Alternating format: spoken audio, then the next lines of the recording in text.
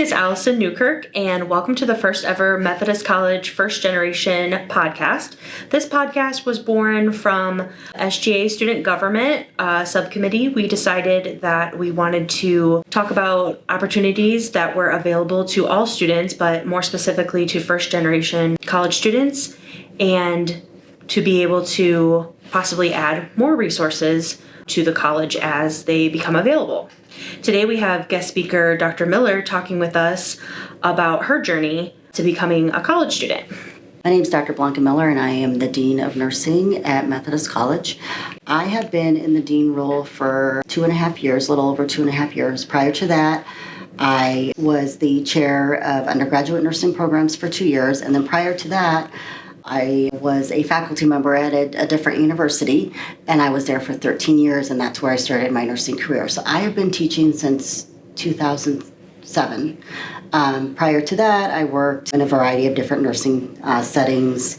I started my nursing career working on a medical surgical unit, and I worked there for 2 years. It also included an intermediate care, so one side was general medical surgical, and then the other side was intermediate care.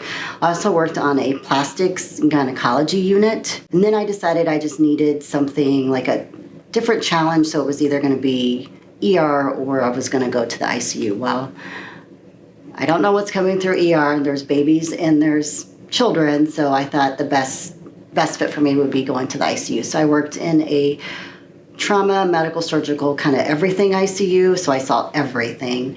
And I did that for 10 years. And then I moonlighted and did interventional radiology for a couple of years, which I really liked. I really enjoyed that. It was just a different type of nursing. And then I ended up in nursing education, just by one clinical in the ICU with a group of students. Dr. Miller, can you tell us a little bit about your decision to become a college student? My journey to becoming a college student is that neither one of my parents went to college. My dad worked in a factory, and my mom stayed home and raised the three of us. So I'm the oldest of three. I have a sister that's a year younger, and then I have a brother that is 8 years younger than I am. And so one thing my parents always instilled in us was that go to college, you need to go to college so you have a better life. And so my journey was, I really didn't know what I wanted to do. I thought I wanted to be a radiology technologist. And so I ended up actually in a health occupations course at my high school.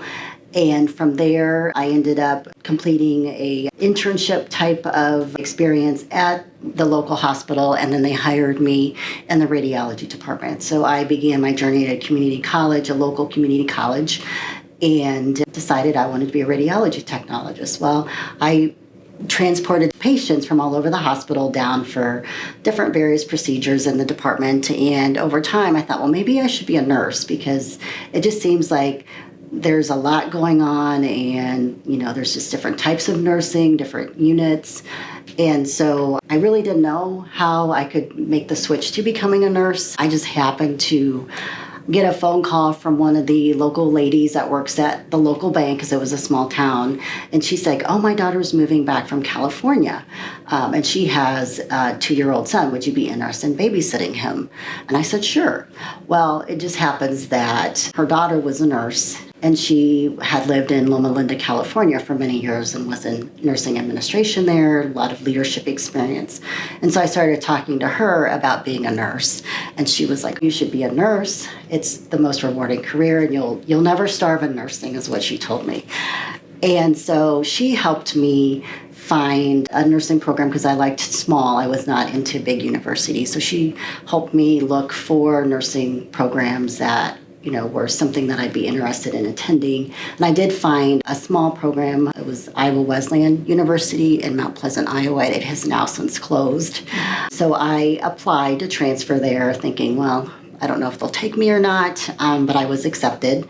And so I completed and graduated in 1996 from Iowa Wesleyan University. So just the college search was, my mom and dad didn't know where to begin. So I was lucky enough to have this individual come into my life and help me with the college search. Sure. And, and just it's a matter of, as far as the enrollment process, it was just transferring to see if I would get it. I would have to say my parents were the biggest factors. they really helped, like push us into going to college and the importance of having a college education. And then just, meeting Carol Webb at the time, who had moved back from California. She was, also one of my biggest cheerleaders in helping me, find my path into nursing. How did your peers feel about your decision to become a college student?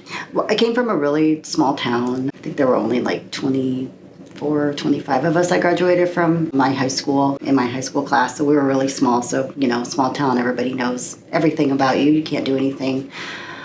Because if you do, by the time you get home, your parents already know what you've done. So, but a lot of people in my class, some of them did go on to college, and then some stayed in the small town, married their college sweethearts, and worked in a factory, just other places. But for the most part, some of us did go to college, and so I guess for me, I didn't really care what other people thought. I just knew, like, I've always been, goal-oriented. I like to learn, so I knew that I was going to college no matter what. Like at the time, I thought it was going to be be a radiology technologist, but then that changed when I saw just nursing as a profession and just all that it had to offer. So then I switched my major to nursing. What obstacles did you overcome or challenges when you met them? So for me, I had to work 2 jobs. I worked 2 jobs and I went to school, so I didn't have time to go out and do these things. No, because my parents didn't have a lot of money. They helped me with what they could. And so I was just really focused on my studies because I knew I couldn't afford to not be successful, because then I would have nothing other than debt. So they did the best they could help me. They'd help me buy my books, but they also had 2 other mouths to feed at home. So that was a challenge sometimes, is trying to work 2 jobs and go to school and keep your grades up. I studied all the time. When I wasn't at work, I was studying. And so that could be challenging sometimes. And I would also consider that to be an obstacle, because there were some people in my class that didn't have to work, so they could study and they could go out and they could have fun.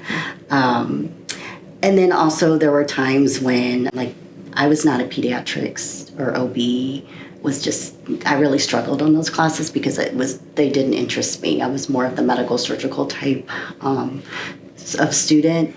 And so I really had to ask the faculty for help. I really needed to put in extra time so I could pass those courses. And so I just had to, tell myself, you can do this, you've got this. You just have to put in the, more time in these courses, because it was really hard for me to stay motivated in those courses because they didn't interest me. And so I really had to put in just that time and get through those courses. What made you continue your education and pursue and complete your doctorate? So I like learning. I find it refreshing to learn. And so I was working in that ICU, and I just felt like it was time for me to go back to school. And so I ended up getting a master's in nursing administration, thinking that I was going to go the hospital route. But then I taught a clinical for college when I lived in Springfield, and actually ended up I really enjoyed the teaching and the students, and never thought I would get into nursing education. And so I actually ended up full-time at that local university for 13 years. And I was able to really learn how to be a really good educator. But then, because I ended up in nursing education, not on purpose, but on accident, and fell in love with it, I felt like it was important for me to get a doctorate. So I was really particular about the kind of doctorate I wanted to get. I wanted it to be in nursing education. There's not a lot of programs out there. I also had 2 small children, and I didn't want to be in my 50s while my children were going off to college, and then I decided I wanted to go back to college. I thought it was now or never. And so I found a program that fit for my family, because for me it's important to be also at home with my family and kind of try and have that balance where I'm still working and I'm still pursuing my doctorate. So I went to Nova Southeastern University. So in the summer I would have to fly down to Fort Lauderdale and do summer immersion, which I really loved, because I was able to, and I still, I've met a lot of great people in that program. We still keep in touch. So we have a little group that we post things, if we have questions or just, need advice about things that we still stay in contact. And so I wasn't expecting to go back and get a doctorate. I just knew that I needed to get a doctorate if I was going to stay in nursing education. I also wanted to be the best educator I could be for students because it benefits students. And throughout my doctorate degree, I was able to take what I had learned in it and apply it to better benefit the students I was teaching. So I think, when you're pursuing an advanced degree, really looking at kind of that big picture of, you want it to fit your life, but you also want it, how does it benefit not only you, but benefit the people that you serve. Very good. Awesome. Very good. What did you learn about resources available to you? Was there any resources? I attended nursing school back in 1992, and I graduated in 96. And at that time, the resources that were available were my faculty and study groups that I had with other students. The resources that I see now that have come over the years for students are just amazing. I wish I would have had those when I was in nursing school.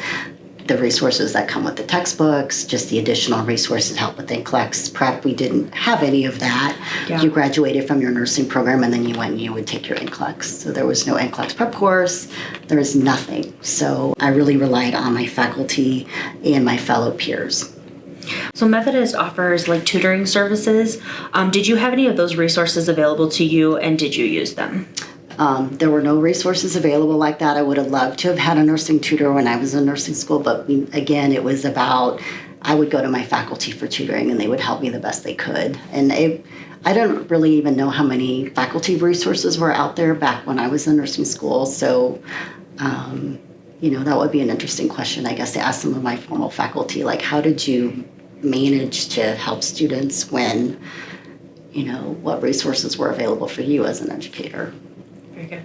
Good.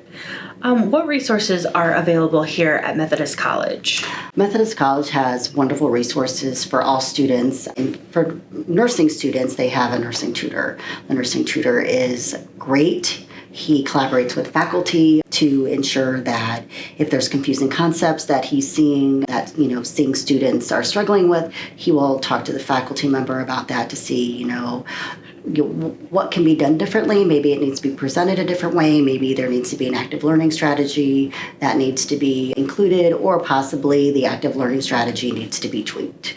So he really works hand in hand with the faculty. We also have the Center for Student Success, and that students can send their papers to be read, to get feedback. The SI leaders are also a great resource. They're able to provide students with that supplemental instruction, and they're immersed in that class that they're providing instruction in. So I was actually really surprised with all the resources that Methodist College has to offer students, and I really hope that students take advantage of the resources, because it is something that will help them be successful in their courses. Well, thank you for joining us today, and thank you for answering these questions. You're welcome. Thank you. If you're wanting to be involved in the First Generation Committee, we are going to be hosting a next meeting soon, so watch the screens for more information.